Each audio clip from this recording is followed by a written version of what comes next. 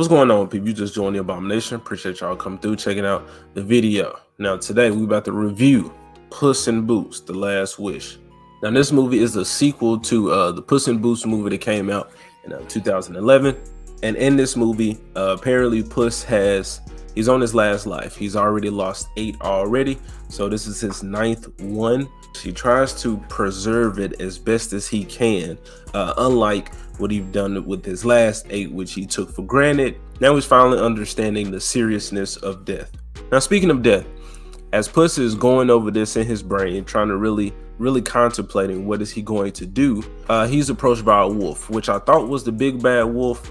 But after watching the movie completely, it's said that he is literal death, the embodiment of death. But when you look up the cast, the character himself is called the Big Bad Wolf. So being chased by death, he finally feels fear for the first time, and he goes into hiding.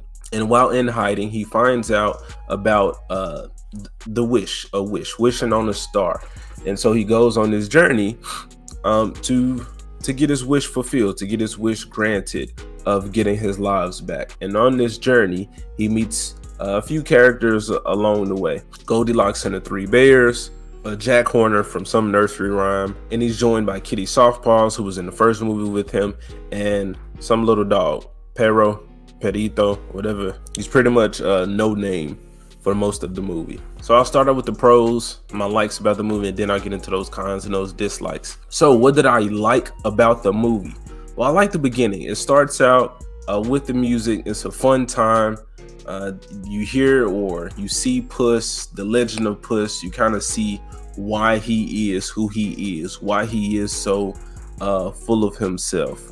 You see the love, you see the praise that he gets from the people around him.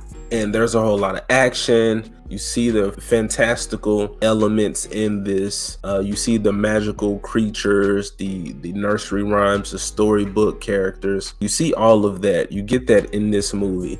And I think this movie does a good job of portraying them in this movie and giving them stories, making them fit into this world, which is something that Shrek, which Puss in Boots is a spinoff of, is something that these connected franchises does well.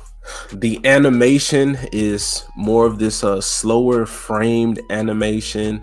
I go back to the Into the Spider-Verse movie from Sony. I see a lot of animated movies adopting that style, whereas again, Shrek and the first Puss in Boots was just smooth 3D animation. I do think I prefer the original style, but this did work. In places it didn't, but for the most part it did, which is why I'm still considering it a pro. This movie, for the most part, was beautifully animated. The story, I mean, watching the trailer, the story was amazing. You know, cats supposedly have 9 lives, or that's the folklore surrounding cats. So I thought it was a great story to tell of, you know, Puss seemingly thinking he's untouchable every time we see him for the most part. And now, like, what does this character do? Now you live a mortal life. Now that ability, that power has been taken away from you. He's basically a normal cat now. Like, he's vulnerable. We see him for the first time, see his own blood, and see him kind of deal with that, or the expressions on his face of seeing that. It's hard to say who exactly was a villain or the villain of this movie. But Jack Horner he was a cool villain. I'm not saying he was the best, but he was evil for evil's sake. He was just selfish. He wanted what he wanted. I think the voice acting was, you know, it depends on the character. Antonio Banderas as Puss in Boots was amazing, which he does a great job every time he plays this character, every time we see this character. Salma Hayek as Kitty Softpaws, she was fine. I feel like she definitely has less of a role in this movie as opposed to the first one, despite being front and center right along with Puss. Everyone else, honestly, I can do without. All right, that's about it for the pros. Let's get into the cons of the movie. Let's get into the negatives. There were a lot. Now, I will say, although I enjoy this franchise portraying these characters from these stories in the movie and giving them personalities and giving them roles, I felt like this movie threw in or added a whole lot that we didn't even really need. Goldilocks and the Three Bears, for one. Again, Jack Horner, he was a fine villain, but I think Humpty Dumpty was like a way better one, a more complex villain from the first movie. So, I hate that we didn't really get to see a continuation of that movie. This movie seems definitely separate from the first one, despite being a sequel, as well as the other villain, the big bad wolf, who is supposedly death. Well, this movie made references to Shrek, so it's known that that is something that Puss has already done. He's already had those interactions. Well, we already had the big bad wolf in Shrek. He was in a dress. He was wearing the grandma get up for the most part. So this was, although a cool version of the big bad wolf, he was not the big bad wolf that's already established in this universe. He's never even referred to as the big bad wolf. Puss calls him Lobo or Wolf, but he calls himself Death. He says, I don't mean in a metaphorical sense or whatnot, or I'm not trying to be cute or smart. I'm literal death.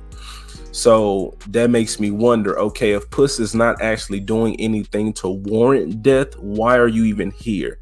Not only just being here or being present, I could see if he was waiting for Puss to slip up and die, but he was actually picking fights with Puss. It seems like he was he was on the job too long. He was trying to hurry up and get home, trying to clock out. So he was like, let me just go ahead and make this real quick and get this over with. You're taking too long. So that was one of my issues. Goldilocks and the Three Bears, I think she was really here just to provide another obstacle, somebody else to go after the wish to be in to stand in Puss's way. But I don't think she really had to be that. Not saying the character couldn't be here, but I just didn't get enough from them, especially by their introduction. The Three Bears being all menacing and destroying things and whatnot. But as soon as they find Puss, who they were looking for, then they just look real dim-witted. You see Goldie is the one who's actually running the bears, although they are a already established family, already established group, and now they're just being ran by this little girl whose motivation was she wants the wish to get an actual human family, and she realizes, oh, you had family all along. Separate, I feel like this story could have worked, but to attach it to the Puss in Boots, to throw it in here, that's what I mean by it was too much. Jack Horner, so this guy apparently has no magical abilities. He was just a nursery rhyme. So he wants to take all the magic for himself, and he has all types of trophies and has collected all of these magical things, like a General Grievous almost from Star Wars, where he's seeking out and snatching the power from those who are seen as, or according to that world, actually powerful. It could have worked. It was fine. But again, I think Humpty Dumpty was that villain done better in the first movie.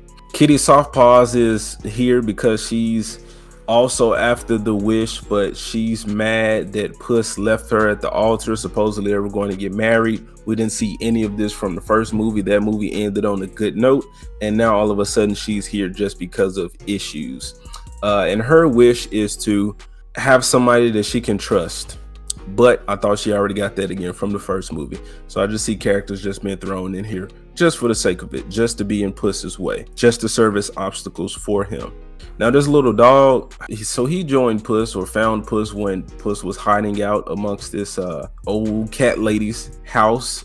So he was this little scraggly, disgusting little dog with a cat outfit on. And he befriended Puss just because they were both animals that could talk.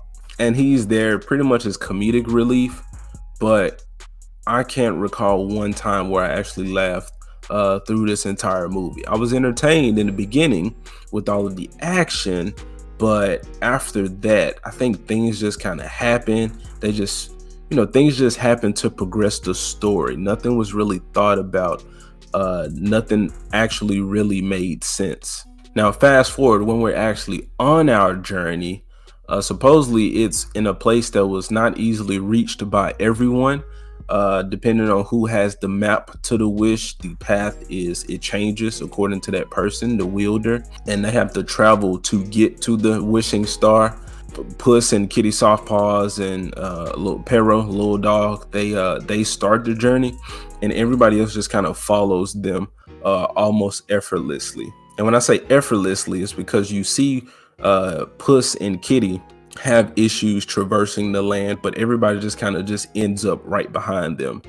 Jack Horner, who takes the baker's dozen on the journey with him to go after the wish, and in the very first beginning of the adventure, they're being eaten by like the terrain, the flowers. But at the next obstacle, you see all of them like right back again, like nothing happened. So that's another example of more characters just thrown into this simply as obstacles, which takes away from the story. Which takes away from the actual impact of the adventure. And Jack is kind of pretty terrible to all of his henchmen, which is cool, is to see. But the henchmen really have nothing to offer besides being the butt of the jokes and dying, but not really until they need them to. Again, Goldilocks, they get their hands on the wish for a certain part, but then Puss and Kitty steal the map right back from them. And Goldie is talking about how she's actually, the smart one, or at least smarter than Baby Bear, who always causes issues, or, there's friction between them two, just sibling rivalry. But in the moment to actually show competence, not saying that she had to be like a super genius, but something as smart as, let me just keep the map on me instead of leaving it on a table covered in honey, like it's not important.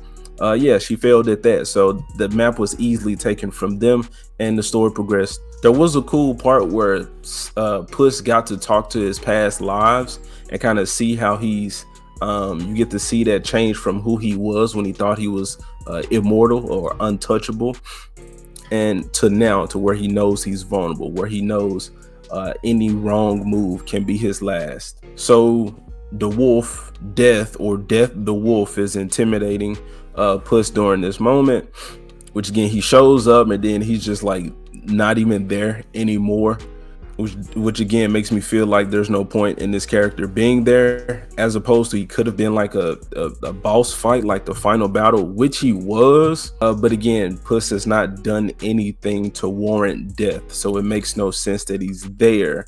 The actual boss fight was in the beginning of the movie, where I was talking about all the cool action, like that was cool.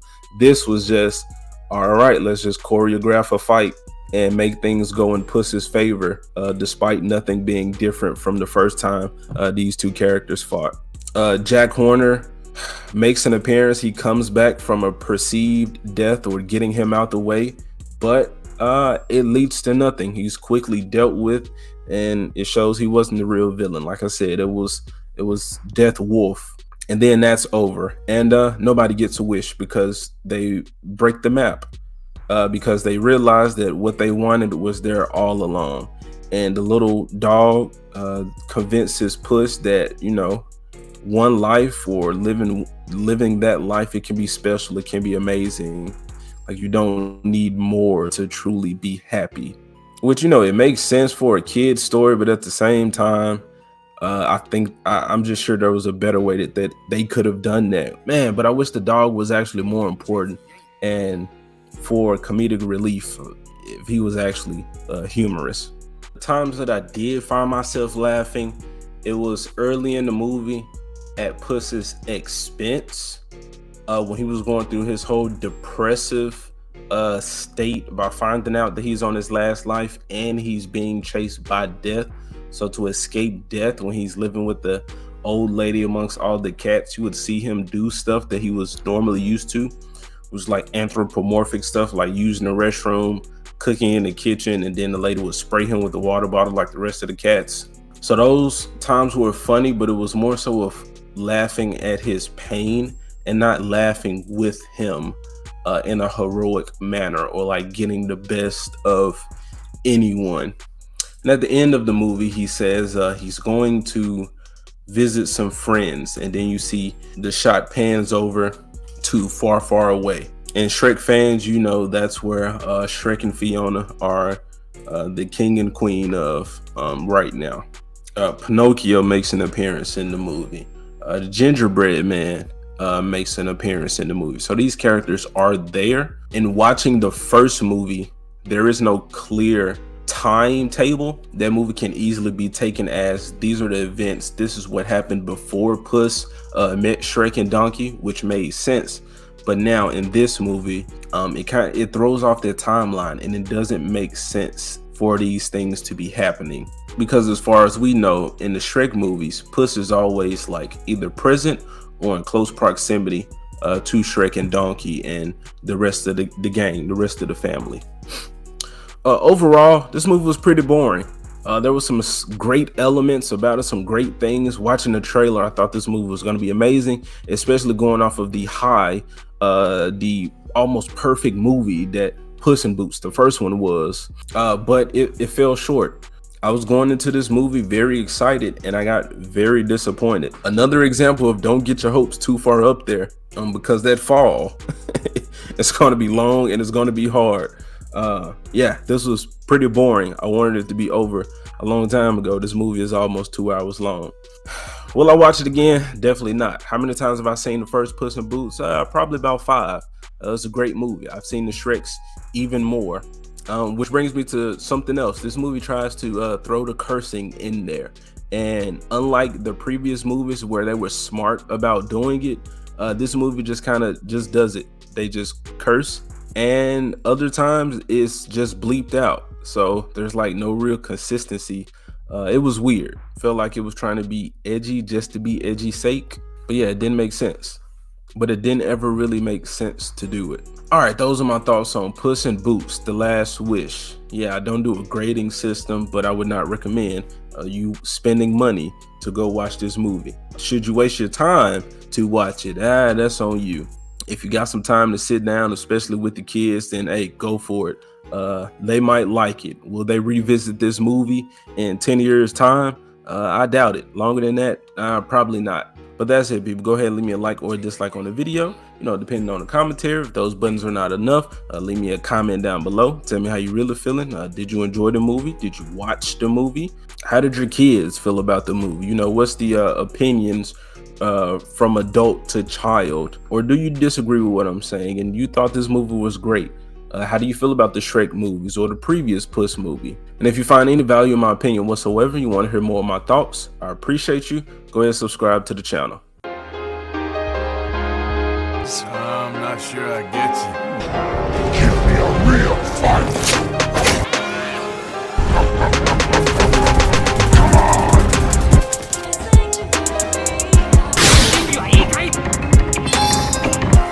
You all right, boy? Any of you guys read that chapter in The Art of War about misdirection?